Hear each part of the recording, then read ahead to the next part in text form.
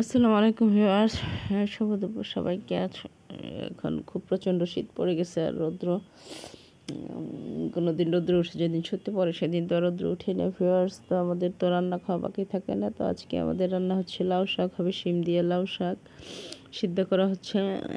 তো সেই শিম দিয়ে লাউ শাকটা আসলে দারুণ টেস্টি হয়। বিশেষ করে আমার খুবই ফেভারিট একটা জিনিস হচ্ছে এই শিম দিয়ে লাউ শাক। তারপর এটার ভিতরে যে দিয়ে দিলাম কিছু ধনে পাতা। তো আমার বাসায় এখন আসলে মেহমান আছে। তো এখন এই যে তো সেদ্ধ করে এই যে বাগার দেওয়া হয়ে গেছে, দেখুন হয়ে গেছে। আর হবে হচ্ছে গরুর মাংস ভিউয়ার্স। হ্যাঁ, গরুর মাংস রান্না হবে আজকে, মাখিয়ে বসানো হবে।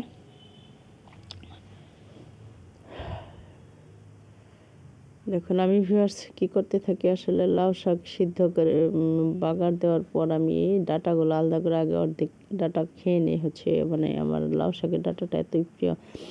তার এদিকে হচ্ছে যাই হোক, এখন হচ্ছে গরুর মাংসটা আমি কড়াইতে নিয়ে ভালো করে ধুয়ে টুয়ে কড়াইতে নিয়ে হচ্ছে মশলা দিয়ে দিচ্ছি। মশলা দিয়ে আমি সব ধরনের মশলা দেবো, দিয়ে হচ্ছে মাখিয়ে ম্যারিনেট করে আমি 10 মিনিট রেখে দিয়ে দেন হচ্ছে যে ফোটানো গরম পানি দিয়ে সেদ্ধ বসিয়ে দেবো।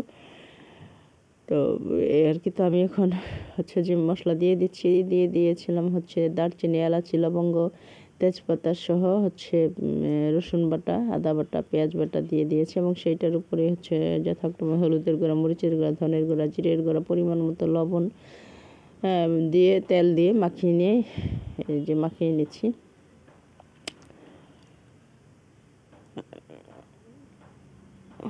তো মাখিয়ে নিয়ে 10 মিনিট রেখে দিয়েছিলাম। দেন হচ্ছে যে এই যে চুলাতে বসিয়ে দিয়েছিলাম, ফুল আছে কয়েক মিনিট রান্না করে। আর এদিকে হচ্ছে যে বেগুন ভাজি হবে, গরুর মাংস, লাউ শাক, আর হচ্ছে আম্মার জন্য হবে হচ্ছে মুরগির মাংস। যেহেতু আম্মা যেটুকু অল্প একটু পরিমাণে 5-6 টুকরা মুরগির মাংস শুধু আম্মার জন্য এটা রান্না করা হয়েছে। যেহেতু আম্মা গরুর মাংস খায় না, বলছে যে নতুন আলু দিয়ে মুরগির মাংস খাবে। আর আমরা তো এদিকে গরুর মাংসটা আমার সেদ্ধ হয়ে গেছে। এখন আমি হচ্ছে এটা তেলানি দিয়ে দেবো, মানে বাগার দিয়ে দিব।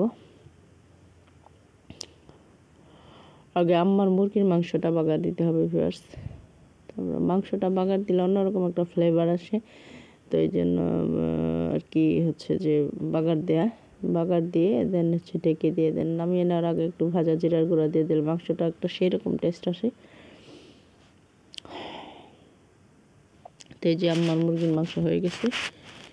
2-3টে আলু দেওয়া হয়েছে আম্মার মুরগি দিয়ে। হ্যাঁ, নতুন আলু বলছিল দেওয়ার জন্য, সেই জন্য দেওয়া হয়েছে। এটা আম্মা 2 বেলা খেয়ে নেবে। আর আমরা তো সেই সাথে লাউ শাক আছে, বেগুন ভাজি আছে।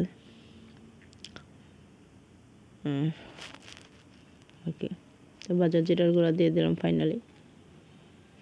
তো এখন এটা নামিয়ে নেওয়া হবে। আর আমাদের গরুর মাংসটা সেদ্ধ হয়নি, সেদ্ধ হলে হচ্ছে আমি অফ ক্যামেরায় বাগার দিয়ে নামিয়ে নেবো। ভালো থাকবেন, আল্লাহ হাফেজ।